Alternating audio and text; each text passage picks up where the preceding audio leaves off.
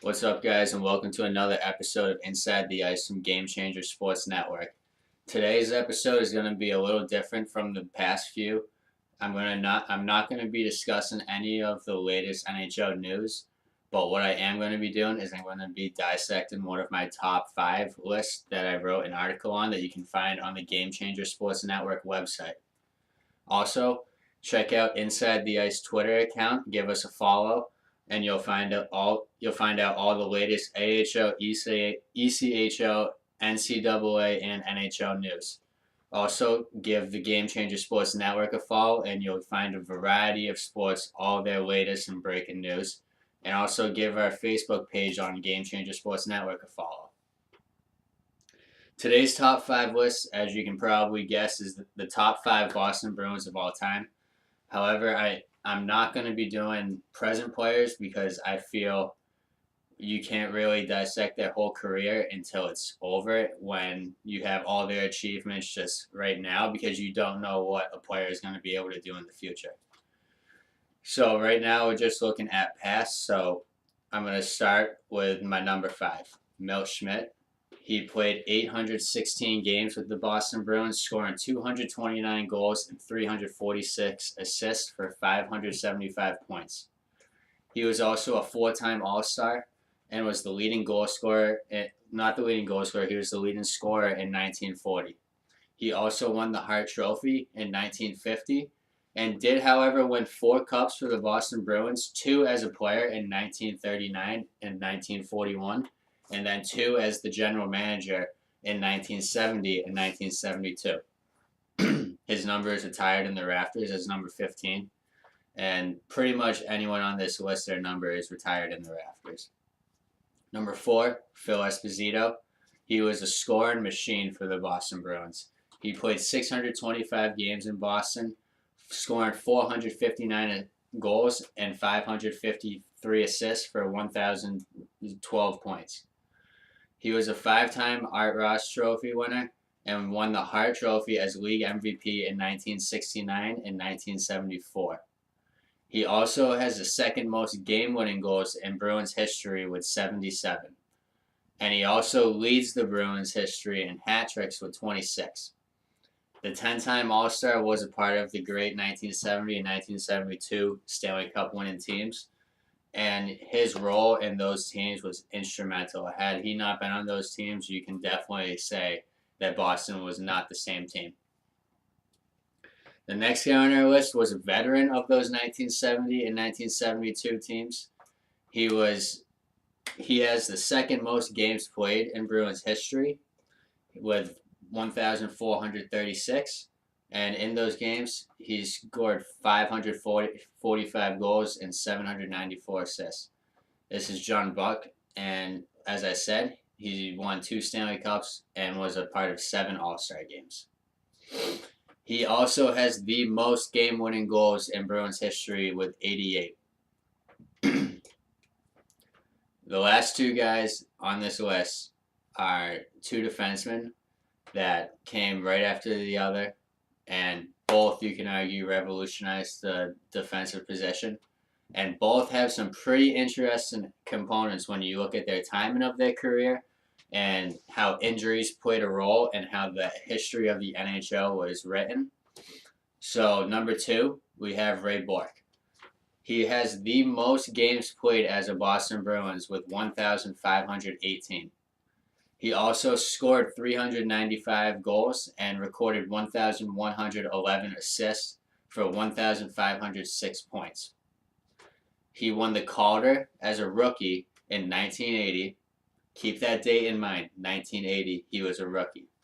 He also was a 5-time Norris winner in 1987, 88, 90, 91, and 94. He has 60 game-winning goals and played in 19 All-Star games. However, he won no Stanley Cups with the Boston Bruins and requested a trade due to the outlook of how Boston was no longer going to be a contender. So he wanted to be traded to a contender because he felt he deserved the Stanley Cup. And guess what? It's pretty much, you can say, all of Boston agreed with him, because in 2001, when Colorado was in the Stanley Cup and they won that cup, any Boston Bruins fan was rooting for not only Ray Bourque but the Colorado Avalanche. Like they were like, we may not like this team, this may not be our team, but this guy deserves a Stanley Cup. And I remember watching that Stanley Cup, and that was an amazing year just to see Joe Sakic just take that cup and hand it right to Ray Bourque. That's something that will never be forgotten in NHL history. And number one, you can probably assume Bobby Orr. He only played in 657 games as a Boston Bruin due to knee injuries. However, he did score 264 goals and recorded 624 assists for 888 points. Bobby Orr revolutionized the defensive position. Never before had we seen a defenseman be able to skate the puck and do what he did. And you can argue that that cost him a lot of his career because he suffered knee injury after knee injury after knee injury. If you look at any pictures of his knees now, it's just they're like double the size that they should be, and they're all scarred. He has the best plus minus in Boston Bruins history with a plus minus of plus 574. He also played in 9 All-Star games, won 3 Hart trophies from 1970 to 72, won the Art Ross as the leading scorer in 1970 and 1975. That was the last full season that Bobby Orr played. Bobby Orr was 18 when he came into the league and was a rookie in 1967. So you can see that in just 8 seasons, he was done having full seasons due to these knee injuries. Because as a rookie, he did win the Calder, but he did end up winning 2 Stanley Cups in 1970 and 72. He has that historical leaping goal in 1970 to bring Boston the Stanley Cup back for the first time in 29 years. And then he also, for both of those cups, won the Conn Smythe as playoffs MVP. He is the only player in NHL history to ever win the Norris Trophy, the Art Ross Trophy, the Hart Trophy, and the Conn Smythe Trophy, all in the same season. He accomplished that in 1970. He is also the only defenseman to win the Art Ross. He won that trophy twice in his career, including in his last full season of play. And he is also the first player to ever record 100 points in a season, which he accomplished in 1971, the year after he won his first cup. When I was looking up some research in doing this presentation or episode, I noticed that Bobby Orr was 18 in 1967, and I noticed that following the 1976 season, at the age of 27, he went to Chicago, which he played about like half a season, missed a year, and then played again like half a season, retired after the 79 season.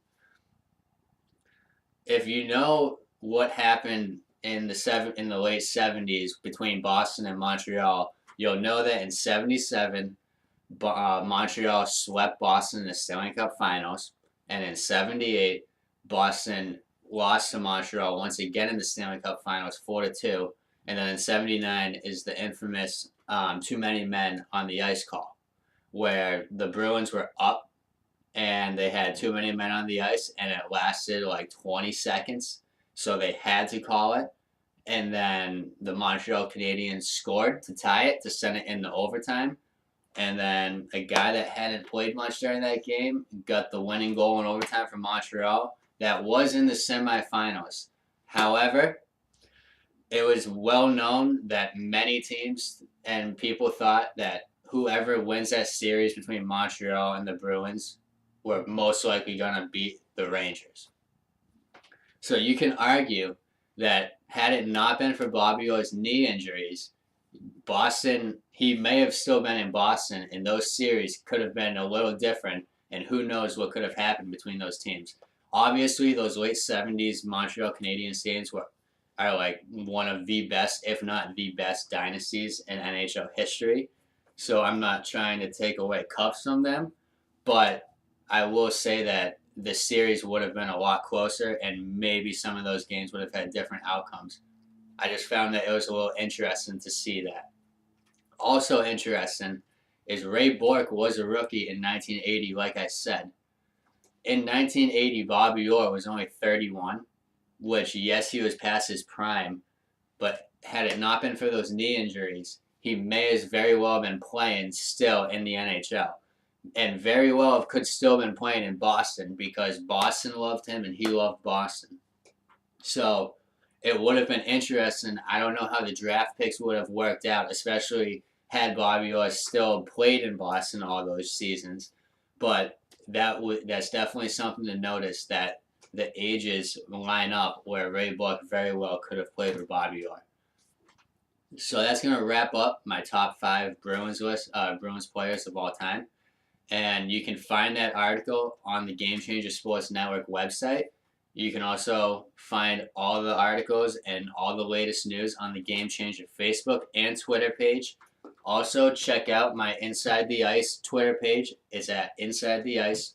I post NCAA, ECHL, AHL, and all the NHL latest news and what I think is what's going on in the league.